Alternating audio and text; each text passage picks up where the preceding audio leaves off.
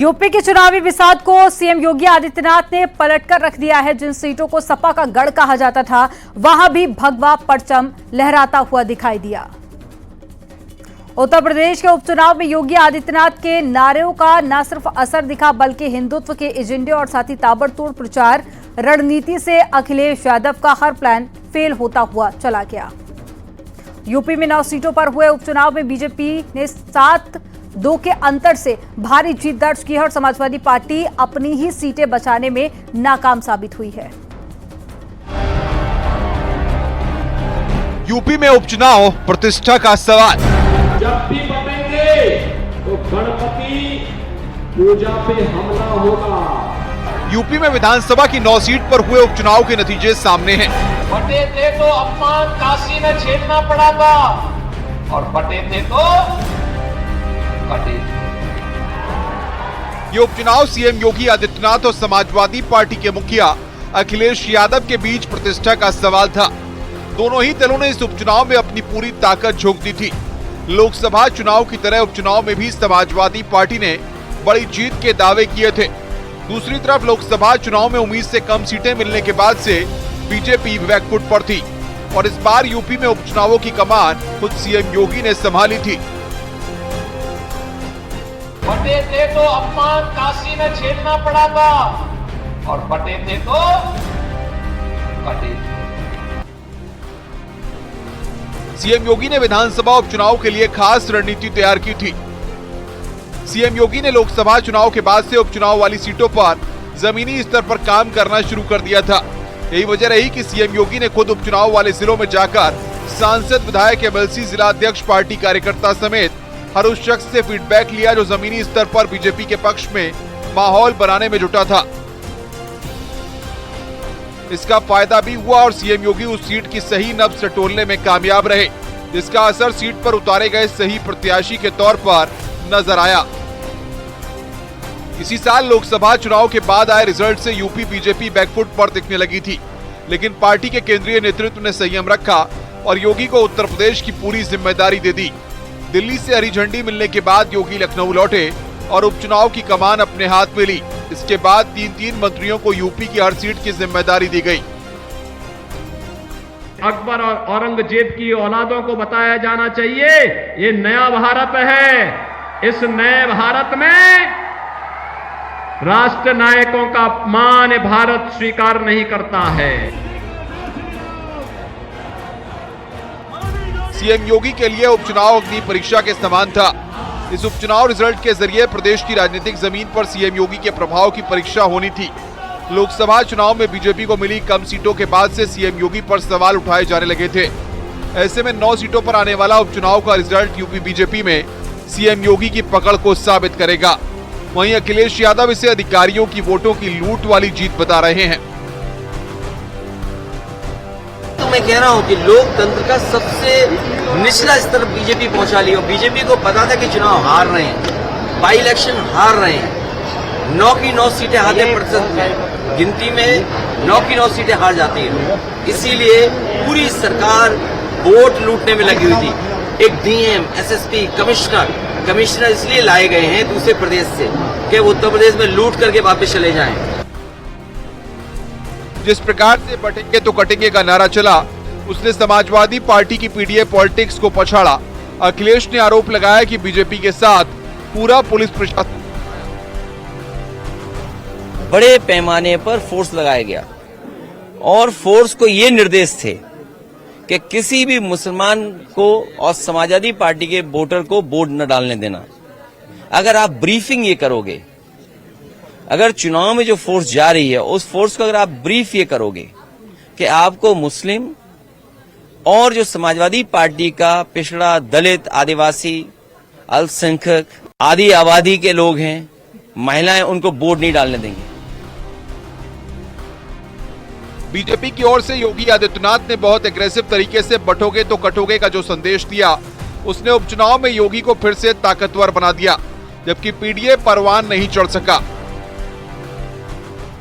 कारण था हम बटे थे और बटे थे इसीलिए कटे थे।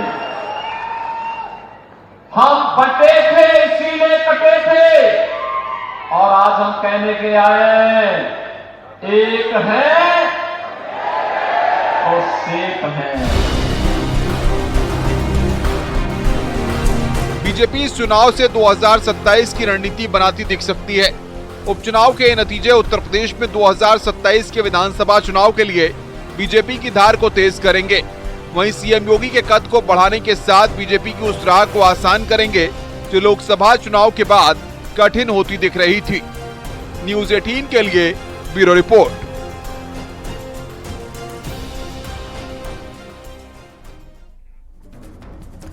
यूपी में इस बार के उपचुनावों की सियासी हवा विधानसभा चुनावों की तरह ही थी।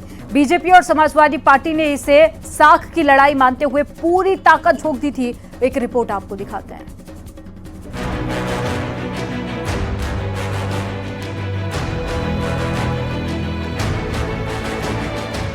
यूपी की 9 सीटों पर हुए उपचुनाव के बाद जो परिणाम सामने आए हैं वो विपक्ष के लिए बेहद चौंकाने वाले रहे हैं। बीजेपी ने जहां हर सीट के लिए अपनी कारगर रणनीति के तहत चुनाव लड़ा, वहीं समाजवादी पार्टी लोकसभा चुनाव के रिजल्ट से ओवर कॉन्फिडेंस में नजर आई। मुरादाबाद की कुंदर की सीट इस बार हॉट सीट थी। इस सीट पर बीजेपी ने 2 बार चुनाव हार चुके रामवीर पर दांव खेला था। समाजवादी पार्टी ने हाजी रिजवान को टिकट दिया था। इस सीट पर 65% से ज्यादा मुस्लिम वोटर्स हैं। 31 साल बाद यहां बीजेपी ने इतिहास रचा है। कुल 12 प्रत्याशियों में से 11 मुस्लिम प्रत्याशी थे। बीजेपी को छोड़कर सभी ने मुस्लिम प्रत्याशी चुने। बीजेपी ने यहां से रामवीर सिंह ठाकुर को टिकट दिया। बीजेपी इस सीट को 1993 के बाद कभी जीत नहीं सकी। 2012 से 2022 तक इस सीट पर एसपी का कब्जा रहा। बीजेपी प्रत्याशी चुनावी मैदान में जालीदार टोपी और अरबी रुमाल पहनकर वोट मांगते हुए दिखाई दिए, जिसकी काफी चर्चा रही थी। कटेहरी सीट से समाजवादी पार्टी ने लालजी वर्मा की पत्नी शोभावती वर्मा को प्रत्याशी बनाया था। वहीं बीजेपी से धर्मराज निषाद चुनावी मैदान में थे। 2022 के विधानसभा चुनाव में एसपी जीती थी। एसपी प्रत्याशी लालजी वर्मा ने कटेहरी से जीत दर्ज की थी। 2022 में एनडीए से निषाद पार्टी के अवधेश चुनाव लड़े थे। कटेहरी सीट पर कुर्मी, ब्राह्मण, दलित वोटर्स ज्यादा हैं। 80,000 दलित, 65,000 कुर्मी और 50,000 ब्राह्मण वोटर्स हैं। बीजेपी ने धर्मराज निषाद को मैदान में उतारा। एसपी ने शोभावती वर्मा को दिया था टिकट। कटेहरी सीट बीजेपी के लिए काफी मायने रखती है। बीजेपी ने कटेहरी सीट समाजवादी पार्टी से छीनी है। मीरापुर सीट से आरएलडी की मिथिलेश पाल ने जीत दर्ज की है। उन्होंने समाजवादी पार्टी के प्रत्याशी सुम्बुल राणा को हराया। वहीं बीएसपी के शाहनजर तीसरे पायदान पर रहे। उपचुनाव में एसपी ने सुम्बुल राणा को उतारा। बीएसपी ने शाहनजर को प्रत्याशी बनाया था। एएसपी ने जाहिद हुसैन, एआईएमआईएम ने अरशद राणा को उतारा था। 4 मुस्लिम कैंडिडेट के बीच आरएलडी बीजेपी गठबंधन ने मिथिलेश पाल को टिकट दिया। तीसरी बार आरएलडी के खाते में गई मीरापुर सीट। मीरापुर से नहीं जीत पाए अखिलेश के प्रत्याशी। मीरापुर में वोटिंग को लेकर अखिलेश ने सवाल भी खड़े किए थे, जिस पर चुनाव आयोग ने एक्शन भी लिया था। गाजियाबाद सीट एक बार फिर बीजेपी के खाते में आ गई है। बीजेपी ने यहां बम्पर जीत दर्ज की है। 2022 में भी विधानसभा चुनाव में बीजेपी ने ही जीत दर्ज की थी। बीजेपी प्रत्याशी संजीव शर्मा 69,676 वोटों से जीते। संजीव शर्मा ने एसपी के राम जाटव को हराया। बीजेपी विधायक अतुल गर्ग के सांसद बनने से खाली हुई थी सीट। 2017 और 2022 में भी अतुल गर्ग ने जीत दर्ज की थी। गाजियाबाद में बीजेपी के संजीव शर्मा 69,676 वोटों से जीत गए। संजीव शर्मा को 96,550 वोट मिले हैं, जबकि एसपी उम्मीदवार सिंहराज जाटव को 27,174 वोट मिले। इसके अलावा बीएसपी को 10,729 वोट मिले। बाकी सभी प्रत्याशियों की जमानत जब्त हो गई। न्यूज़ 18 के लिए ब्यूरो रिपोर्ट।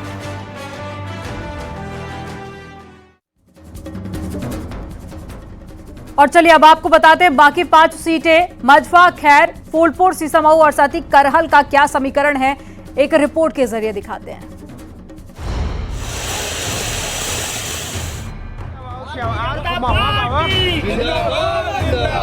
मोदी योगी जिंदाबाद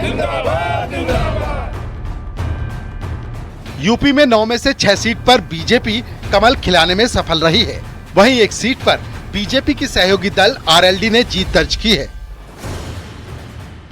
समाजवादी पार्टी 2 सीट पर ही जीत दर्ज कर पाई है। सभी सीटों पर बीजेपी का जिताऊ सियासी समीकरण सामने आया। मझवा विधानसभा उपचुनाव में बीजेपी की प्रत्याशी सुचिस्मिता मौर्य को जीत मिली है।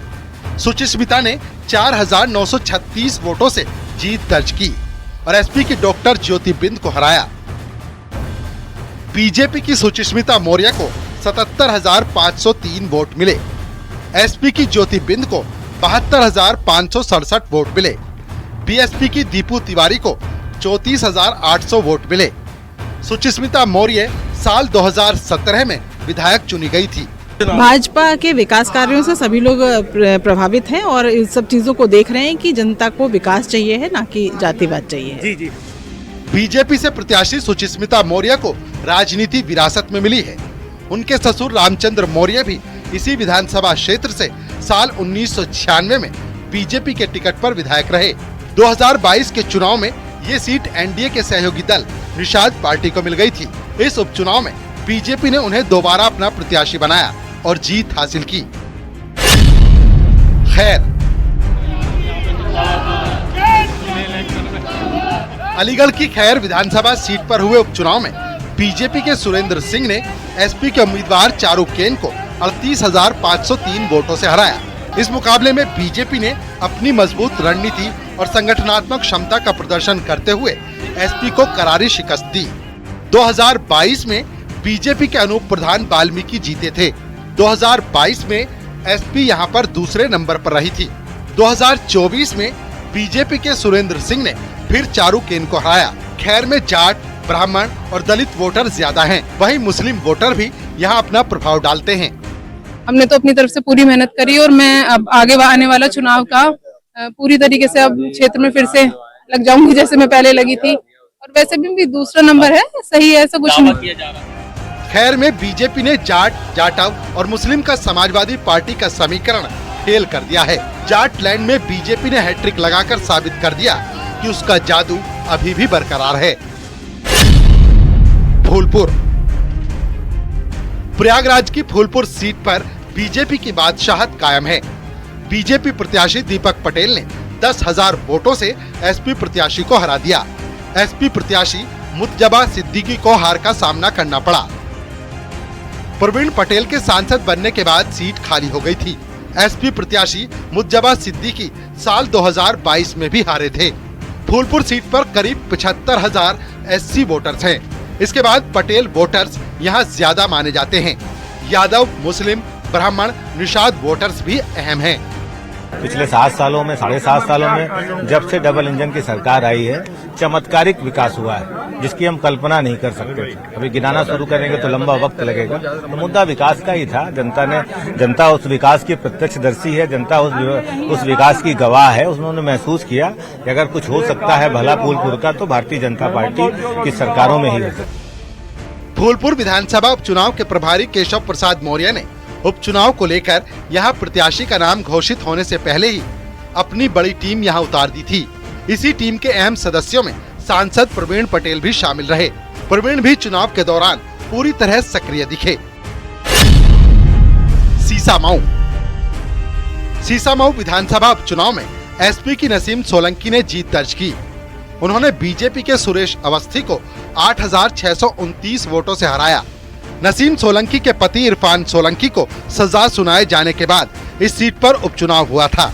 समाजवादी पार्टी ने इरफान सोलंकी की पत्नी नसीम सोलंकी को प्रत्याशी बनाया था। सीसामऊ को एसपी का गढ़ माना जाता है। एसपी ने यहां से लगातार चौथी जीत हासिल की। बीजेपी की यहां से लगातार छठी हार है।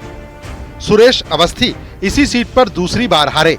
नसीम सोलंकी अपने पहले ही चुनाव में जीती। नसीम के पक्ष में मुस्लिम वोटर एकजुट हुए। एसपी को इस चुनाव में सिंपैथी वोट भी मिला।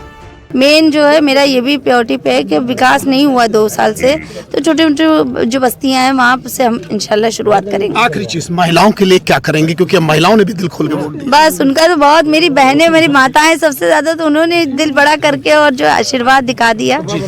भाजपा में प्रत्याशी चयन को लेकर शुरू से ही विवाद चल रहा था। टिकट न मिलने से कई दावेदार बुरी तरह नाराज थे। सीसामऊ जैसे मुस्लिम इलाके में बीजेपी की पकड़ एक बार फिर कमजोर दिखी। करहल 2024 मैनपुरी की करहल विधानसभा सीट पर एसपी के तेज प्रताप यादव ने जीत हासिल की है। उन्होंने अपने फूफा अनुजेश यादव को कड़ी टक्कर में हराया। 2022 में करहल से अखिलेश यादव जीते थे। अखिलेश के सांसद बनने के बाद खाली हुई सीट तेज प्रताप यादव ने 14,704 वोटों से जीत दर्ज की। एसपी का गढ़ मानी जाती है करहल सीट।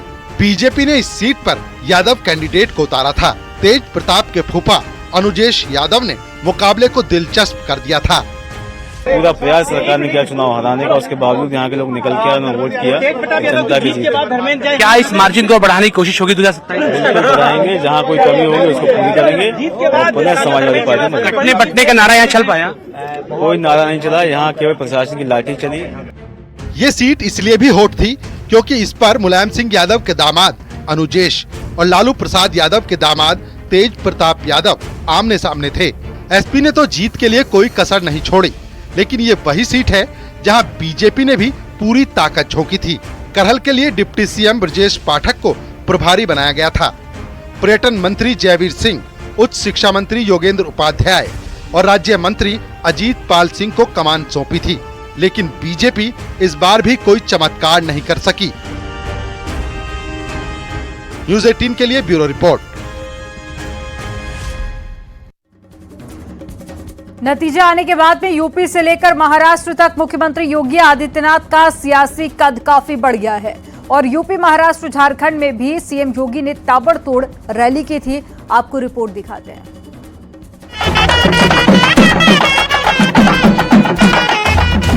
मेरा पानी उतरता देख मेरे किनारे पर घर मत बसा लेना।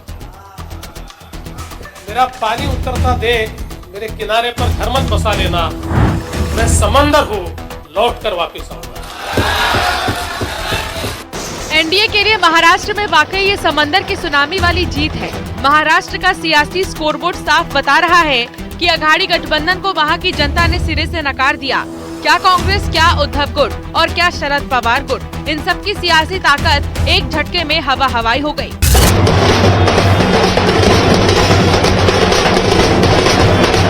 ये विक्ट्री जो है ये लैंडस्लाइड विक्ट्री है। हमने जो किया है उसको लोगों ने प्राथमिकता दी है और आशीर्वाद भी दिए हैं और इसीलिए ये मैं सभी कार्यकर्ताओं को धन्यवाद देता हूँ महायुति के, जिन्होंने मेहनत की और इस मकाम तक पहुंचाया है। आज महाराष्ट्र की जनता ने जो अप्रत्याशित इस प्रकार की जीत हमको दी है, इससे ये बात पूरी तरीके से स्थापित होती है कि महाराष्ट्र ये प्रधानमंत्री मोदी जी के पीछे है। 5 महीने पहले लोकसभा चुनाव में बीजेपी को महाराष्ट्र में बड़ा झटका लगा था। लोकसभा की 48 सीटों में से 30 सीटों पर कांग्रेस के नेतृत्व वाले महाविकास अघाड़ी ने जीत हासिल की थी, जबकि बीजेपी के नेतृत्व वाले महायुति गठबंधन को 18 सीटें मिली थी। इस जीत के बाद कांग्रेस जोश में थी। महाविकास अघाड़ी को विधानसभा चुनाव में भी इसी प्रदर्शन की उम्मीद थी, लेकिन बीजेपी की रणनीति ने चुनावी बाजी पलट दी। लाडकी बहन योजना, बंटोगे तो कटोगे जैसे नारों ने कमाल किया। महायुति गठबंधन ने ऐतिहासिक जीत हासिल की। महाराष्ट्र में बीजेपी की जीत के क्या फैक्टर रहे, आइए आपको बताते हैं। महाराष्ट्र में जीत के फैक्टर, लाडकी बहन योजना का जादू चला। महिलाओं ने तोड़े वोटिंग के रिकॉर्ड, जातियों को एकजुट करने की रणनीति। चुनाव में आरएसएस ने की काफी मेहनत। विदर्भ में महायुति के लिए प्रचार, स्थानीय मुद्दों पर चुनाव लड़ा। स्थानीय नेताओं ने की अधिकतर रैलियां। एक है तो सेफ है नारे का कमाल। योगी का बटेंगे तो कटेंगे नारा हिट रहा। तुष्टीकरण और सांप्रदायिकता के शॉर्टकट से मार्ग से सरकार बनाने का सपना देख रहे इंडी गठबंधन और महाविकास अघाड़ी की एक पराजय भी है। लोकसभा चुनाव में शानदार प्रदर्शन करने वाली कांग्रेस और महाविकास अघाड़ी आखिर विधानसभा चुनाव में क्यों फेल हो गई, आइए ये भी जानते हैं। महाविकास अघाड़ी की रणनीति कहां गलत ठहरी? लाडली बहन योजना की आलोचना भारी पड़ी, एमबीए में दिखी एकजुटता की कमी, सीट बंटवारे पर कांग्रेस शिवसेना में तनाव, बागियों से महाविकास अघाड़ी को नुकसान। कि इतना हमने आक्रोश देखकर भी वोट में कन्वर्ट नहीं हुआ, इस तरीके के नतीजे आए हैं, एक प्रश्न चिन्ह उठाता है कि क्या ये सही मायने में फ्री एंड फेयर इलेक्शन था। अब उद्धव ठाकरे और शरद पवार का क्या होगा? महाराष्ट्र के जनादेश के क्या है सियासी संदेश, आइए ये भी जानते हैं। असली शिवसेना पर शिंदे की पकड़ मजबूत, असली एनसीपी पर अजित पवार का दबदबा, उद्धव ठाकरे शरद पवार की बढ़ेंगी चुनौतियां, उद्धव ठाकरे शरद पवार की प्रासंगिकता पर सवाल, हिंदुत्व पर ठाकरे परिवार की राजनीति कमजोर होगी, आर्थिक राजधानी पर बीजेपी का कंट्रोल होगा, हरियाणा महाराष्ट्र में हार से दबाव में कांग्रेस आ गई है, नहीं कम हुई पीएम मोदी की लोकप्रियता, राहुल गांधी के नेतृत्व पर एक बार फिर से सवाल खड़े हुए हैं। महायुति की जीत के बाद महाराष्ट्र का अगला सीएम कौन? देवेंद्र फडणवीस ने इस पर क्या कहा, आइए आपको सुनाते हैं। सीएम पद के ऊपर कोई भी विवाद यहाँ नहीं होने वाला, क्योंकि पहले दिन से ये तय है कि चुनाव जब संपन्न होगा तो चुनाव के बाद तीनों पार्टियां मिलकर इसको तय करेगी। लोकसभा चुनाव के परिणामों को देखते हुए अनुमान लगाया जा रहा था कि विधानसभा चुनाव में बीजेपी और उसके नेतृत्व वाले महायुति गठबंधन को नुकसान झेलना पड़ेगा, लेकिन बीजेपी ने शानदार जीत हासिल की है और विरोधियों को ये बता दिया है कि बीजेपी की रणनीति का कोई जोड़ नहीं। Bureau report, news 18।